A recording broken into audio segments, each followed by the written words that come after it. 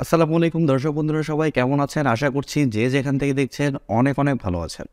দর্শক বন্ধুরা, আপনাদের মধ্যে অনেকে ভিডিওতে কমেন্ট করছিলেন যে Realme C55 এই ফোনটি বাংলাদেশের মার্কেটে কবে লঞ্চ হবে এবং কেমন প্রাইস হবে। সো আপনারা যারা Realme C55 এই ফোনটির জন্য ওয়েট করছিলেন তাদের জন্য সুখবর। Realme C55 এই ফোনটি বাংলাদেশের মার্কেটে অফিশিয়ালি লঞ্চ হতে যাচ্ছে, যা সম্ভবত সামনের মাসের শুরুর দিকেই লঞ্চ হবে। আর এই ফোনটির হাইলাইটেড বিষয় হচ্ছে ফোনে থাকছে ডাইনামিক আইল্যান্ড বা মিনি ক্যাপসুল এবং এছাড়াও থাকছে Mediatek Helio G88 চিপসেট, পাশাপাশি থাকছে অস্থির ডিজাইন। সো সব কিছু মিলিয়ে ফোনটি আসলে কেমন হবে, আর ফোনটি যেহেতু দেশের বাজারে অফিশিয়ালি লঞ্চ হচ্ছে সেহেতু এই ফোনটির দেশের বাজারে প্রাইস কেমন হতে পারে, এই সবগুলো বিষয় নিয়ে আলোচনা করব আজকের এই ভিডিওতে। আর আপনারা যারা এই ফোনটির স্পেসিফিকেশন সম্পর্কে এখনও জানেন না তাদের উদ্দেশ্যে এই ফোনটির স্পেসিফিকেশন আবারও শেয়ার করছি। আর ভিডিওটি ভালো লেগে থাকলে ভিডিওতে একটি লাইক দিবেন। প্রথমে যদি এই ফোনটির ডিজাইন এবং বিল্ড কোয়ালিটি নিয়ে কথা বলি, তাহলে এই ফোনটির ব্যাক সাইড এবং ফ্রেমে থাকছে প্লাস্টিক, আর ফ্রেমটা থাকছে একেবারেই ফ্ল্যাট। ফোনটির ব্যাক সাইডে থাকছে দুইটি ক্যামেরা, যা বড় দুইটি সার্কেলের মধ্যেই রাখা হয়েছে, এবং একেবারে নিচের দিকে থাকছে রিয়েলমির ব্র্যান্ডিং। অনেস্টলি বলতে গেলে রিয়েলমি সি সিরিজের ফোনগুলোতে ডিজাইনের দিকে ভালো ফোকাস করছে, আর রিয়েলমি ফোনটিকে যথেষ্ট স্লিম এবং লাইট ওয়েট রাখারও চেষ্টা করেছে। ফোনটির থিকনেস করা হয়েছে 7.9 মিলিমিটার এবং ওজন করা হয়েছে 189 গ্রাম। তার মানে বুঝতেই পারছেন এই ফোনটি যথেষ্ট স্লিম এবং লাইট ওয়েট। এর কারণে এক হাতে এই ফোনটি আপনারা লং টাইম খুব ভালোভাবে ব্যবহার করতে পারবেন। আর পোর্টস অ্যান্ড বাটন হিসেবে এই ফোনটিতে আপনারা সব ধরনের পোর্টস অ্যান্ড বাটনও পেয়ে যাচ্ছেন, যেমন 3.5 millimetre headphone jack, type C slot ইত্যাদি। আর এছাড়াও এখানে দুইটি সিম কার্ডের পাশাপাশি একটি মাইক্রো এসডি কার্ড ব্যবহারের সুযোগ পাচ্ছেন। আর মার্কেটে এই ফোনটি আপনারা দুইটি কালারে পেয়ে যাবেন। এই ফোনে ব্যবহার করা হয়েছে সাইড মাউন্টেন ফিঙ্গারপ্রিন্ট সেন্সর, যা যথেষ্ট ফাস্ট এবং অ্যাকুরেট হবে বলে জানা গিয়েছে। আর এই ফোনটির সামনে আসলে আপনারা পেয়ে যাচ্ছেন একটি 4 ভিউ ডিসপ্লে, যার উপর অংশে মাঝ বরাবর পাঞ্চলের মাধ্যমে বসানো থাকছে সেলফি ক্যামেরাটি। আর এইখানে থাকছে অ্যাপেলের মতো ডাইনামিক আইল্যান্ড বা মিনি ক্যাপসুল, যা এই ফোনটির বিগেস্ট হাইলাইটেড পয়েন্ট। আর এটি মূলত নোটিফিকেশনের ক্ষেত্রে কাজে দিবে, যেমন লো battery phone call, charging data ইত্যাদি।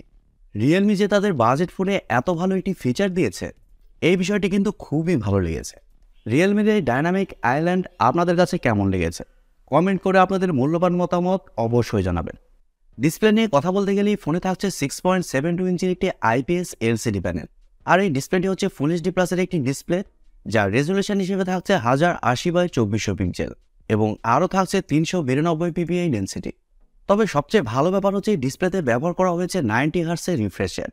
এর কারণে ডিসপ্লে টাচ রেসপন্স কিন্তু খুবই ভালো হবে এবং আরও থাকছে 680 নিটস পিক ব্রাইটনেস, যার কারণে ডে লাইটে ওই ফোনটি আপনারা যথেষ্ট ভালোভাবে ব্যবহার করতে পারবেন।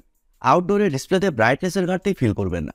তবে রিয়েলমি যদি এই ফোনটিতে IPS এর বদলে অ্যামোলেড প্যানেল ব্যবহার করতো তাহলে কিন্তু বেটার হতো। তারপরেও রিয়েলমি এখানে IPS এর পাশাপাশি 90 হার্টজের রিফ্রেশ রেট দিয়েছে, এই বিষয়টি ভালো লেগেছে। আর প্রাইস পয়েন্ট অনুযায়ী ডিসপ্লে সেকশন কিন্তু ঠিকই আছে, কোনো ধরনের কমপ্লেনের সুযোগ নেই। ফোনটির সফটওয়্যার এবং পারফরমেন্স নিয়ে যদি আমরা কথা বলি, তাহলে এই ফোনে থাকছে Android 13, যার ব্যাকএন্ডে থাকছে Realme UI 4.0।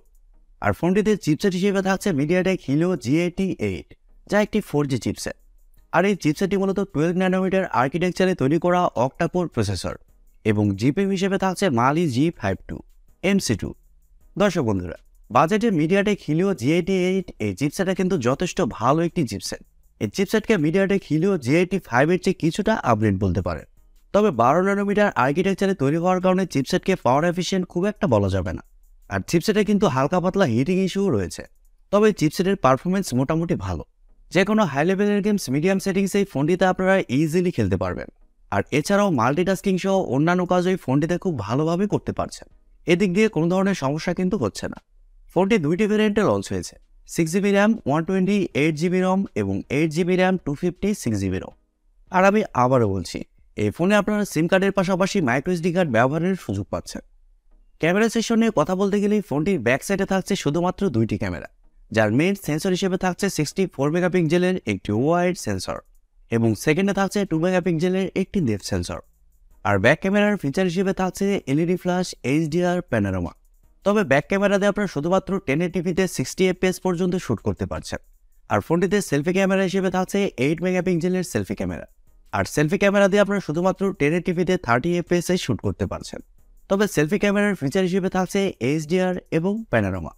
দর্শক বন্ধুরা, রিয়েলমির সি সিরিজের ফোনগুলোতে কিন্তু ক্যামেরার দিকে সেরকমভাবে ফোকাস করা হয় না, তবে অনলাইন থেকে যা বোঝা যাচ্ছে এই ফোনটির ফটো কোয়ালিটি বাজেটে যথেষ্ট ভালো করা হয়েছে, আপনারা স্ক্রিনে দেখতেই পাচ্ছেন। আর ফোনটিতে এছাড়াও ওয়াইফাই, ব্লুটুথ, জিপিএস এর মতো আরও অনেক ফিচার পেয়ে যাচ্ছেন এবং ইউএসবিতে থাকছে ইউএসবি টাইপ সি 2.0। ফোনটির ব্যাটারি এবং চার্জার নিয়ে কথা বলতে গেলেই ফোনে থাকছে 5000 mAh এর একটি ব্যাটারি, আর ফোনটিকে চার্জ করার জন্য থাকছে 33 ওয়াটের একটি চার্জার। আর এই চার্জারের মাধ্যমে আপনারা 1 ঘন্টার মধ্যেই ফোনটিকে ফুল চার্জ করতে পারবেন। তবে এই ফোনটির চিপসেট যেহেতু খুব একটা পাওয়ার এফিশিয়েন্ট না, সেক্ষেত্রে ফোনটিতে ব্যাটারি ব্যাকআপ খুব একটা ভালো পাবেন না। তারপরেও ওই ফোনটি আপনারা একদিন খুব ভালোভাবে চালাতে পারবেন। তবে আপনি যদি হেভি ইউজার হন বা গেমিং করেন, সেক্ষেত্রে বিষয়টা সম্পূর্ণই আলাদা। এবারে কথা হচ্ছে ওভারঅল দেশের বাজারে এই ফোনটির প্রাইস কেমন হতে পারে। দর্শক বন্ধুরা, ইতিমধ্যে এই ফোনটি ইন্ডিয়ান মার্কেটে লঞ্চ হয়েছে, আর ইন্ডিয়ান মার্কেটে এই ফোনটির প্রাইস রাখা হয়েছে 11,000 রুপি। তবে বিভিন্ন অফার্সের মাধ্যমে ফোনটি 10,000 রুপিতেই পাওয়া যাচ্ছে। আর বাংলাদেশের মার্কেটে এই ফোনটির 8GB র্যাম ভ্যারিয়েন্টের প্রাইস হতে পারে 18 থেকে 20,000 টাকা। আর এরকম প্রাইস পয়েন্টে যদি এই ফোনটি সত্যি লঞ্চ করা হয়, সেক্ষেত্রে এই ফোনটি হবে one of the best phone এরকম প্রাইস পয়েন্টে। আর আমার কাছে মনে হয়েছে এই ফোনটির সবচেয়ে হাইলাইটেড পয়েন্ট হচ্ছে এই ফোনটির ডায়নামিক আইল্যান্ড, পাশাপাশি সুন্দর ডিজাইন। সো সব কিছু মিলিয়ে আমার মনে হয় আপনারা যদি বাজেটে আইফোনের ফিল নিতে চান, সেক্ষেত্রে এই ফোনটির জন্য আপনারা ওয়েট করতে পারেন। এই ফোনটিকে কিছু ক্ষেত্রে বলাই যেতে পারে আইফোন কিলার। আর এই মুহূর্তে মিডিয়াটেক হিলিও G88 এই চিপসেটকে এই বাজেটে খারাপ বলবো না। প্রিয় দর্শক বন্ধুরা, এই ছিল আজকের ভিডিওটি আপনাদের কাছে কেমন লেগেছে কমেন্ট করে অবশ্যই জানাবেন। আর ভিডিওটি যদি সত্যিই ভালো লেগে থাকে তাহলে TechTube চ্যানেলটি সাবস্ক্রাইব করবেন এবং ভিডিওতে একটি লাইক দিবেন। সো আজকের মতো এই পর্যন্তই, দেখা হবে পরবর্তী কোনো নতুন ভিডিওতে। সবাই অনেক অনেক ভালো থাকবেন এবং সুস্থ থাকবেন। খোদা হাফেজ, টাটা।